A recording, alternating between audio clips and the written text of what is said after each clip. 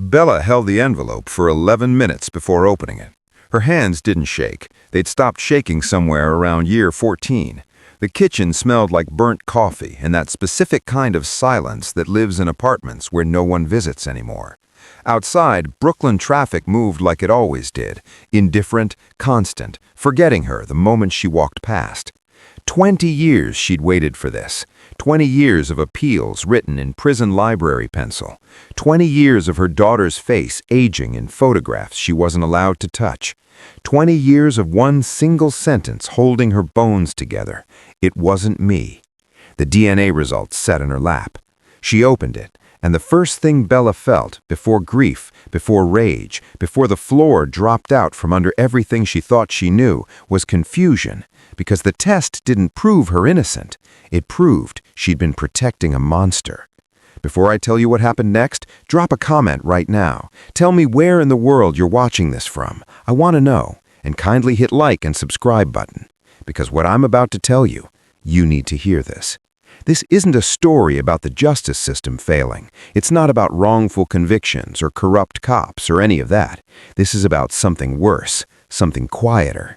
This is about a family that chose silence over truth, a mother who gave up 2 decades for a lie she didn't even know she was telling, and a secret so buried, so carefully hidden beneath Sunday dinners and birthday cards and I love yous, that when it finally surfaced, it didn't just destroy Bella.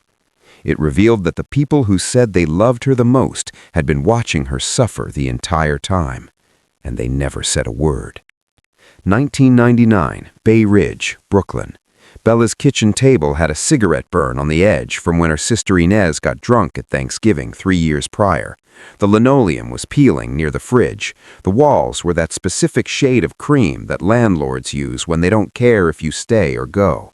But it was hers, the apartment, the noise from the street, the radiator that clanked like someone kicking a drain pipe every morning at 6. Bella was 31, worked double shifts at Mount Sinai doing patient intake.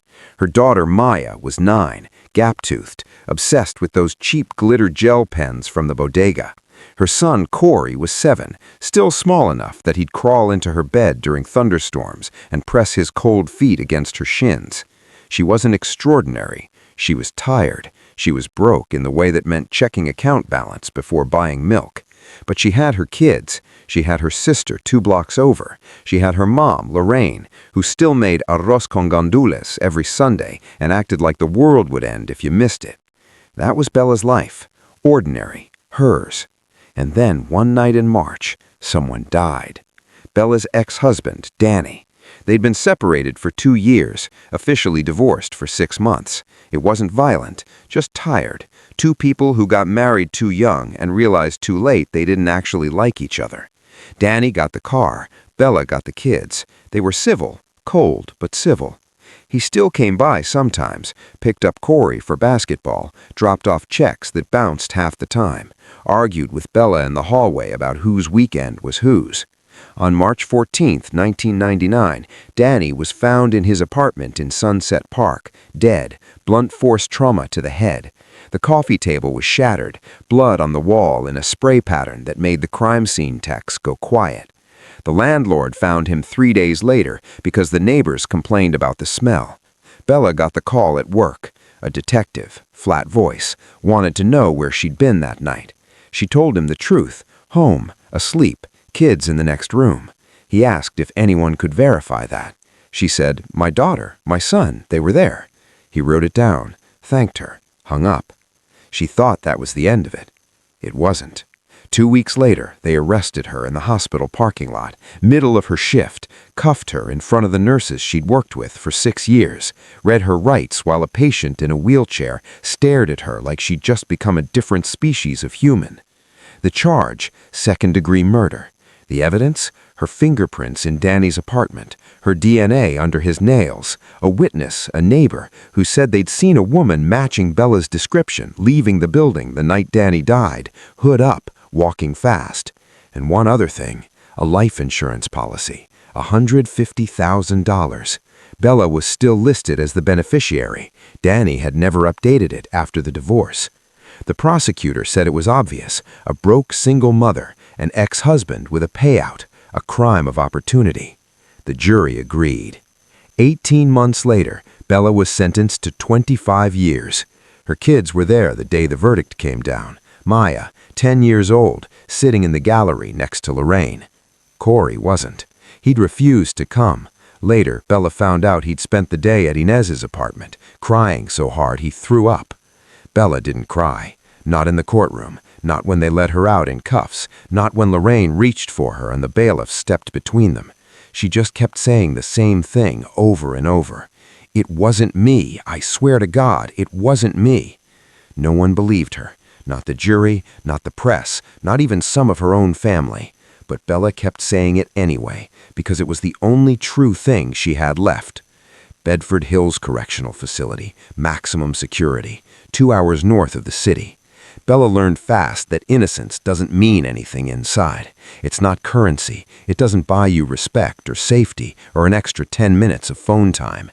If anything, it makes you a target, because the women who've accepted what they did don't want to hear someone still claiming they didn't do it. So Bella stopped talking about it, kept her head down, worked kitchen duty, learned the rhythms, when to speak, when to go invisible. But at night, alone in her cell, she wrote letters to her public defender who stopped answering after the appeal was denied, letters to Innocence projects that sent back form rejections, letters to Maya and Corey that got shorter every year because she didn't know what else to say to children who were growing up without her. Maya visited once a month for the first 3 years, then every other month, then twice a year, then not at all. Corey never came, not once. Lorraine visited when she could, brought pictures, brought news, brought the specific kind of hope that only mothers can carry for their daughters, the kind that doesn't ask for logic, just refuses to let go. But even Lorraine started to look tired after year 10. Every cell at night, she would whisper, "It wasn't me. It wasn't me." Bella wasn't allowed to attend her father's funeral, wasn't allowed to attend Inez's wedding, wasn't allowed to meet her nephew when he was born. Life kept moving outside. Birthdays, graduations, Christmases. Bella's world shrank to a 6x8 cell in the sound of keys rattling at count time. And the whole time, the entire time, she held on to one thing. She didn't do it. Someone else had been in that apartment. Someone else had fought with Danny. Someone else had walked out and let Bella take the fall. She just didn't know who. Then, in 2019, something changed. New York passed a law allowing post-conviction DNA testing for cases where biological evidence hadn't been fully analyzed. Bella's case qualified. There'd been skin cells under Danny's nails that had been tested for a match to Bella, and they'd matched. But back in 1999, they hadn't run a full genealogical profile. They'd just checked for Bella's markers and stopped. Bella filed the motion herself, spent 6 months in the law library, teaching herself the language, her handwriting cramped from hours of filling out forms. It took another 2 years for the state to approve it, and then, finally, the DNA was retested. The day the results came back, Bella was in the yard. It was October, cold enough that her breath made clouds. She was walking laps with a woman named Simone, who didn't ask questions, just walked. The CO called her name. She had mail. Bella didn't run, she walked, slowly, like if she moved too fast, the universe might take it back. The envelope was thin, official, state seal. She opened it standing in the hall outside the mailroom. Simone stood a few feet back, watching. Bella read the first page, then the second. Then she sat down on the floor, not because her legs gave out, but because she needed the ground under her to be solid, to be real, because nothing else was.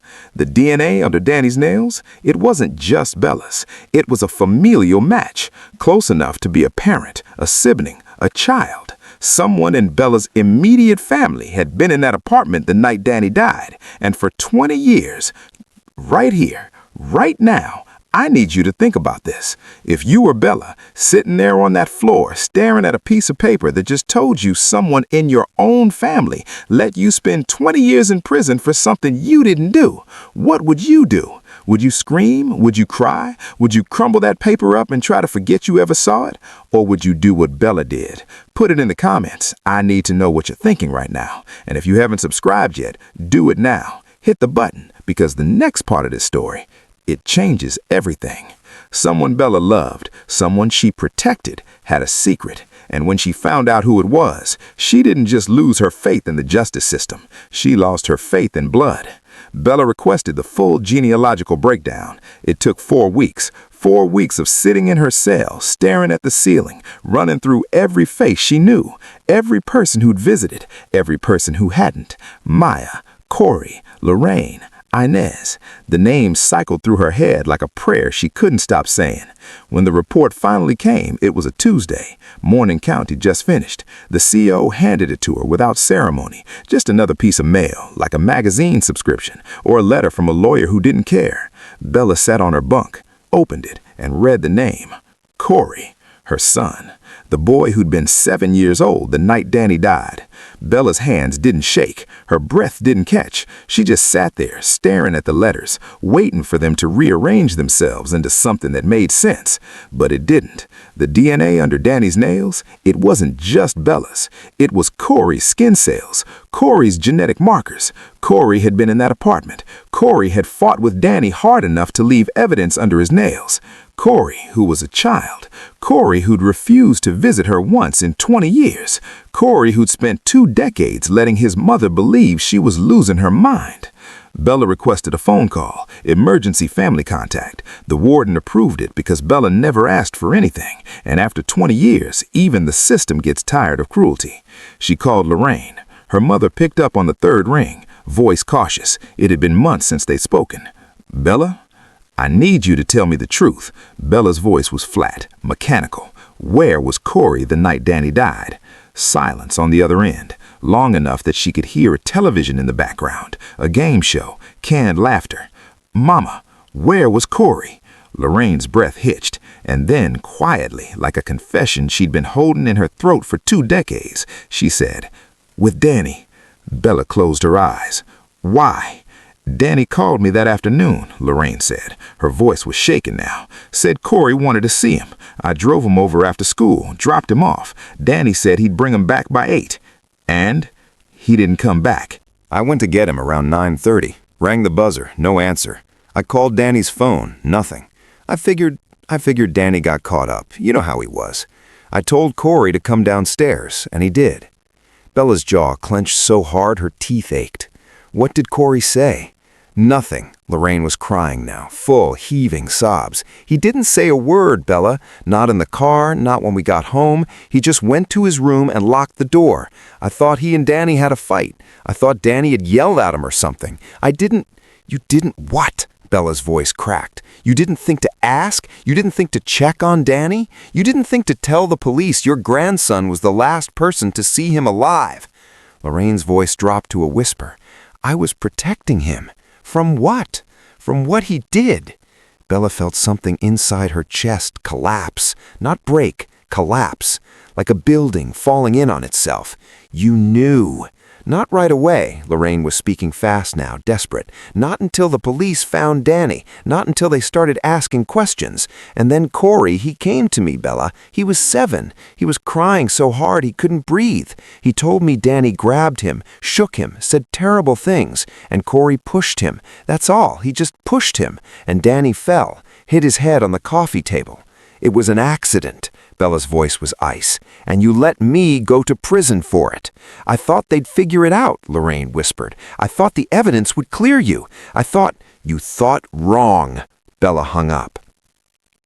She sat on her bunk, phone still in her hand, and stared at the wall. 20 years.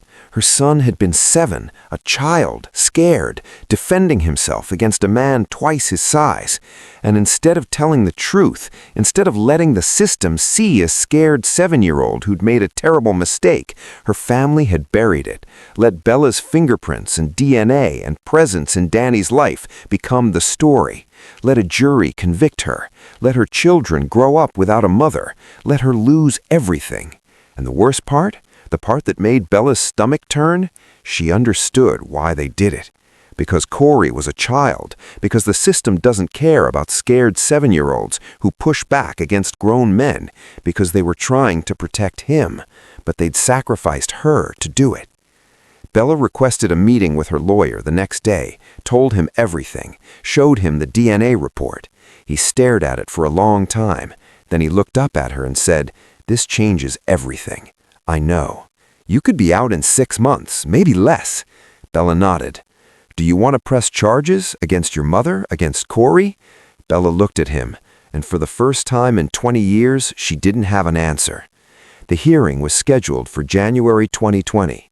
Bella was transported to Brooklyn Criminal Court in cuffs, same as always. But this time, the cameras were there. This time, the story had leaked. "Innocent woman imprisoned for son's crime." The headlines wrote themselves. Corey was in the gallery. Bella saw him the moment she walked in. 27 years old now, tall, beard. He looked like Danny in a way that made her throat close. He didn't look at her. The judge, a woman in her 60s named Carolyn Reeves, reviewed the DNA evidence, reviewed the original case file, reviewed the statements Lorraine and Corey had given to Bella's lawyer in the weeks leading up to the hearing. Corey had confessed, fully, signed affidavit, stated that on March 14, 1999, he'd gone to his father's apartment, that Danny had been drunk, angry, that he'd grabbed Corey by the arm hard enough to leave bruises and screamed at him about child support, about Bella, about how Corey was her fucking problem now, that Corey had pushed him, that Danny had stumbled backward, hit the coffee table, cracked his skull, that Corey had run. The prosecutor didn't fight the motion to vacate. There was nothing to fight. The evidence was conclusive. Judge Reeves looked at Bella. "Miss Ortiz, do you have anything you'd like to say?" Bella stood. Her lawyer had prepped her, told her to keep it short, gracious, let the system save face. But Bella didn't care about the system anymore. "I want to say something to my son." Judge Reeves nodded. Bella turned, looked at Corey for the first time in 20 years. He was crying, silently, shoulders shaking. "You were 7, Bella said. Her voice didn't waver. "What happened to you that night? What Danny did? That wasn't your fault. Pushing him, that was a scared kid trying to survive. I don't blame you for that. But you're not 7 anymore." Corey flinched. "You're 27. You've been an adult for almost a decade. And in all that time, in all those years, you never once picked up the phone, never once visited, never once looked me in the eye and told me the truth. You let me sit in a cell and wonder if I was losing my mind. You let your sister grow up thinking her mother was a murderer. You let Grandma carry that guilt every day." Bella's voice cracked. "You were a kid when it happened, but you were a coward after." The courtroom was silent. Judge Reeves cleared her throat. "Miss Ortiz?" "I'm done," Bella said. She sat down. Judge Reeves vacated the conviction officially, ordered Bella's immediate release, recommended the DA's office review Corey's case separately, though given his age at the time and the circumstances, criminal charges were unlikely. Bella walked out of that courthouse 3 hours later, free. Corey tried to approach her on the steps, reporters everywhere, cameras, microphones shoved in her face. "Bella," he started. Bella looked at him and walked past. Lorraine was waiting by a car at the curb, older, grayer, shaking. She reached for Bella. Bella stepped back. "I'm sorry. I'm so sorry." Bella's eyes were dry. "I know you are. Can you forgive me?" Bella looked at her mother, the woman who'd raised her, who'd visited her, who'd carried a secret so heavy it had bent her spine. "I don't know yet," Bella said, and she got in the car. 2 years later. Bella lives in a small apartment in Queens now. Different borough, different life. She works part-time at a nonprofit that helps formerly incarcerated women re-enter society. She's good at it. Doesn't talk about herself much, just listens. Maya visits sometimes. It's awkward, stilted. They're learning how to be mother and daughter again, but it's like learning a language you used to be fluent in. The words don't come easy anymore. Corey sent a letter 6 months ago. Bella hasn't opened it. It sits in a drawer in her kitchen, same drawer where she keeps the DNA report. She doesn't know if she'll ever read it. Some days she thinks she will, some days she knows she won't. Lorraine passed away last spring. Heart attack. Quick. Bella went to the funeral, stood in the back, didn't speak. At the reception, someone, a cousin she hadn't seen in decades, asked her, Do you think she's at peace now? Bella looked at them.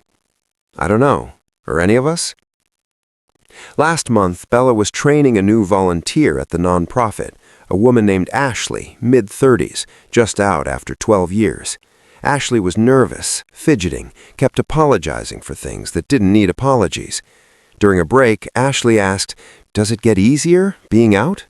Bella thought about it. "No," she said, "but you get stronger."